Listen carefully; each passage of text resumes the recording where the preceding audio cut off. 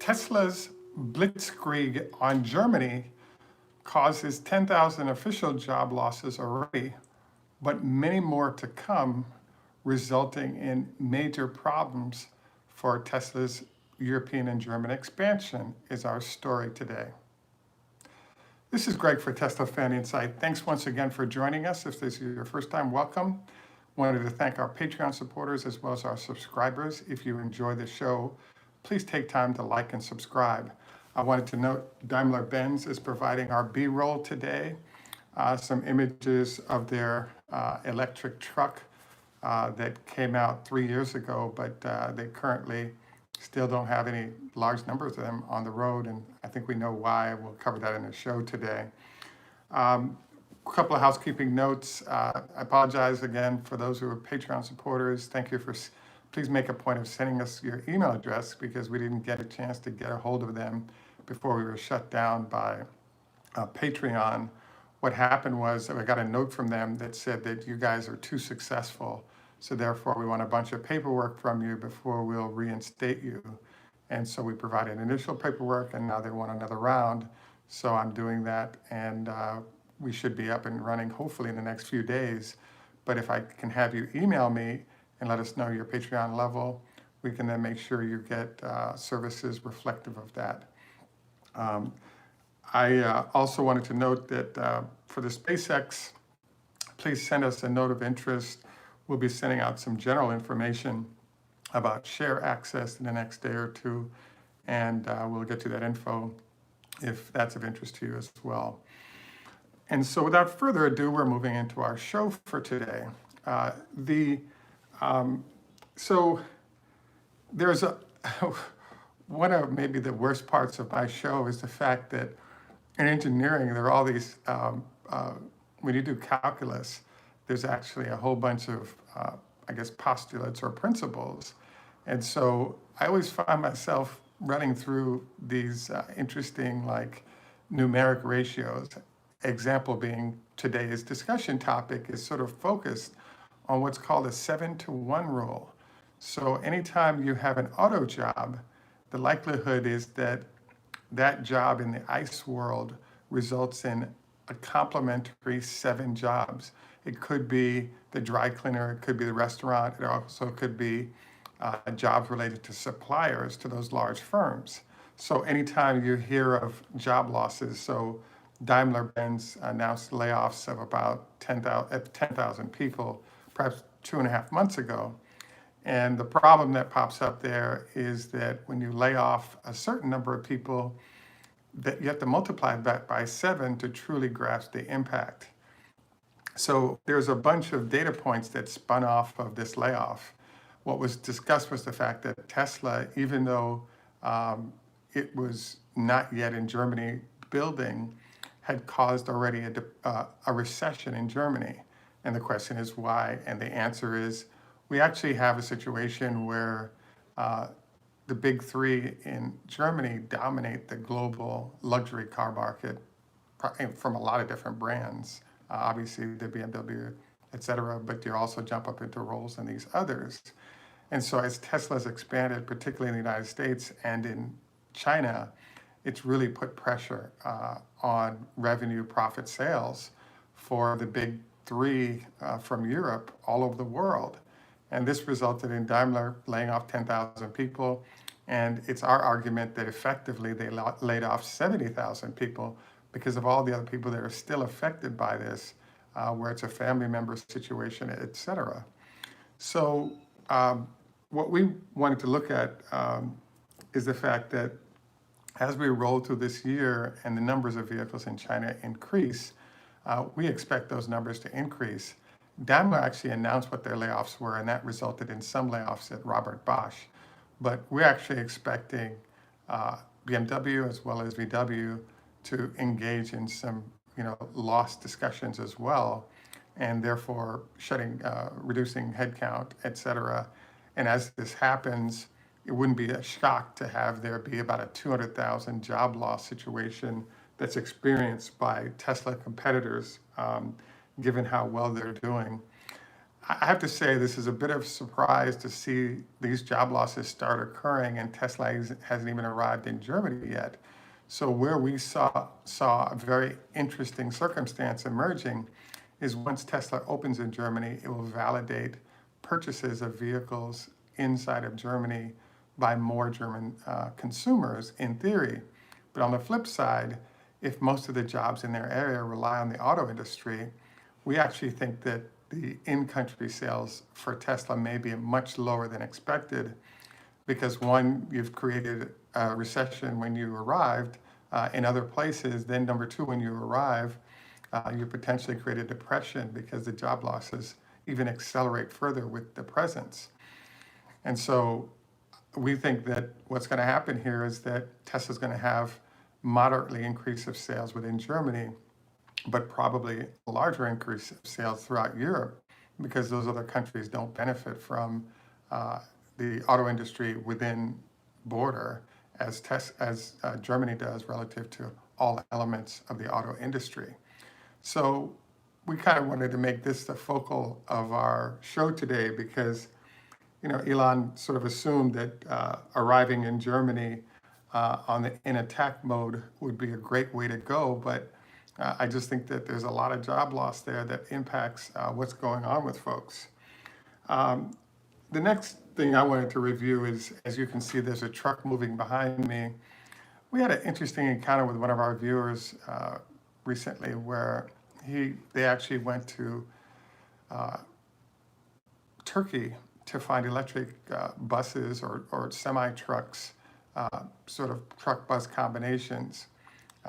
And they ran into a challenge, which was by the time those vehicles arrived, the luggage perhaps that they wanted to carry in there was sort of limited to not enough because of the size of the batteries required for these vehicles. So I mention this because it's our theory that the truck you see behind me is really not on the road in any numbers from Daimler because there's a certain degree to which they're having challenges with how much battery capacity they have to carry for any decent range.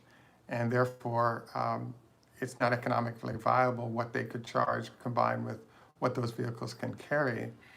And the next generation of both batteries and software to manage it will really determine whether or not they can put the right combination together to get folks to buy their vehicles. And that's both in cars as well as in trucks. So Tesla, has shown superiority in a number of areas, that in motors as well as in battery technology as well as in battery software, that it ends up with a sort of price to performance ratio that all the other makes in the world are having a hard time competing with, even if those entities like Daimler can put trucks like this on the road or even cars that are loss leaders. There's a limitation to how much money they can lose on these vehicles. So in general, what we're sort of focused on today is the fact that, yes, Tesla's building in Germany. Yes, it's taking twice as long as it would have taken in China to build those. But in theory, you have a better chance of increasing sales from consumers that are domestically focused. But the problem is, if they all lose their jobs because you arrived, it's a set of conflicting data points that we think represent a very tough selling environment for Tesla in Germany. But it's not clear if that'll be a big deal if Norway and other neighboring countries that don't have similar issues are willing to buy in large numbers. So we will keep you posted on how this all shakes out. I think, I consistently am amazed at some of the decisions that Elon makes. For example, when they purchased Grohmann Engineering in Germany, they actually immediately canceled all the contracts with BMW, Mercedes, and VW so that they could concentrate the work being done by that engineering firm around the world on new factory facilities for Tesla. And so that created a great deal of anger in which the CEO of Grohmann actually quit / was fired because he disagreed with sort of violating those contracts in that manner. And so I'm very surprised at what's going on with Germany because in this case, it was clear that Elon preferred the bull in the China shop plan, where he kind of went in and was very disruptive, very uncooperative. And so we'll see how this all plays out. Kind of the next thing I wanted to, so that's our primary topic for today. The next thing we wanted to focus on is congratulations to those of you who picked up some Abbott Labs. We made some money yesterday. We heard some of you did as well. I wanted to, we're sort of in a countdown till earnings next Wednesday, and it's Tuesday today. So I had a really interesting conversation with a friend of mine who's based in New York, and he's an expert in options trading. And he provided me with some really sort of useful information. My plan heading into earnings next week was, what I was going to do is pick up, so let's say that Tesla was at its current price next week. My plan was I was going to pick up some calls on the stock at, let's say, 800, and then use as a hedge buying a put spread in the, let's say, 740 down to 720 or 710 zone. That way, if the stock did well, make good money on options, up. If it did badly, it would go south, and I'd make some money on the puts, but it would cost me less than if I just bought puts outright if I did a spread. And so we kind of reviewed the numbers, and he totally vetoed my plan because it turns out the cost of the put spreads plus the cost of the calls is at a certain number. So if you do that spread, the outlay of cash is so great that there wouldn't be enough movement in the stock price to actually make up for the losses that you would take on the calls, and then the cost of instituting the structure I just described. So at the end of the day, we kind of finished up with a long conversation where his recommendation was, if you like the stock and like its upward trajectory, you should just do a bull call spread upward, where you're buying the 800 and selling the 900. And we looked up the cost for that. It's $24 for expiration on May 1st, and it's $26 or $2,600 for the one that expires on the 8th. And so for only $200 more is worth the extra week of time, because you at least have some value after the everything happens. So I'm sort of bringing all this up to you because we're trying to build strategies consistent with what we think is going to happen. And my view of Tesla is that they're going to meet or beat earnings. They're going to get a nice little push in the stock price between 50 and 100 points, and that puts them from here into the mid 8s, maybe early 900s, is sort of the scenario that I have in mind. And we'll see if this plays out, especially with oil smashing the market as it is right now. So so basically I came up with what I thought was a bulletproof regimen for dealing with Tesla's earnings by, in essence, creating a straddle between a put spread and buying calls. And the whole idea got, I want to say, flambéed or flamethrowed by an expert in the area. So I thought I'd throw it out as something that I'm working on figuring out, and that I think all of you might, that are traders or et cetera.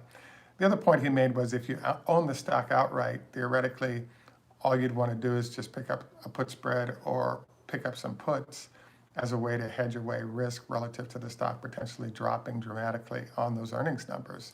So this is something else that you may want to consider as you're heading into a situation with the stock where they are announcing earnings, and we know a lot of movement occurs at that time, and you definitely want to protect your downside risk involved with that.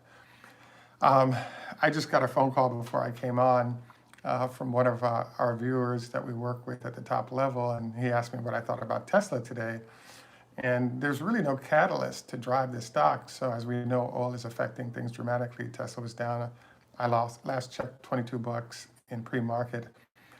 I frankly am expecting it to stay down today, but the only sort of side hope I think for Tesla today being up is the fact that Monday and Tuesdays tend to be up days, and there's a possibility that it rises again. I fully expect us to get into puts or a pin situation by Thursday heading into Friday to close out the week. And so that's sort of my general. I have to admit that I'm more focused on Abbott right now because I just saw a news piece that mentioned that we're going to have to spend about $100 billion in testing to allow everyone to go back to work. So I think this is kind of big news, something worthwhile to note in process. Any rate, that's about it for today. We definitely thank you for taking time out to join us. Please remember to like and subscribe. This is Greg for Teslafaninsight. Remember, 25 leg lifts a day to help strengthen your leg muscles. Also encourage you to consider the 5-2 or some other fasting diet. Wanted to also mention at least a 30 SPF or better if you're outdoors. And fried foods no more than once a week. And if you can, lifting a couple of times a week helps maintain bone density. Any rate, wanted to again thank you for joining us. This is Greg for Teslafaninsight. Tschüss, German, au revoir, French, Likit Road, Hebrew, Choda Hafez, Farsi, Hey Do, Swedish, Zdravstvuyte, Russian, Ni Hao Ma, Chinese. And again, wanted to thank you for joining us. And we also look forward to show topics. We try to keep one show a day going. We've been doing a lot of finance stuff because the stock moves so much, but we're open to story ideas that would enhance the show that you may have because we are in a slow news zone a little bit, and therefore I dig through my basket on things to consider. Have a great day, and thanks once again for joining us.